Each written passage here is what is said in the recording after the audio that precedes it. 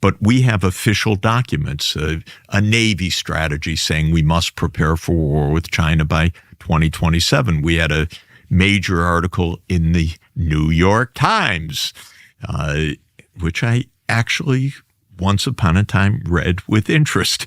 But in any event, it was a story about the Pentagon preparing for war with China.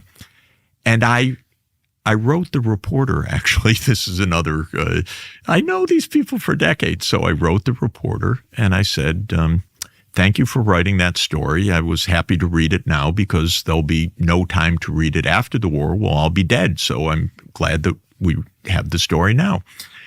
And the reporter wrote back to me right away, said, Jeff, the editor, I had put in 3 times that the Pentagon doesn't want this war, but the editor took it out 3 times.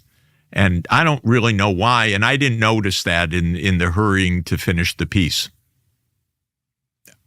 Do you understand that? You're one of our world's great journalists, a person writing a front page story about war, and she's written 3 times the Pentagon doesn't want it, and the editor takes that out all the time, and she didn't recognize that.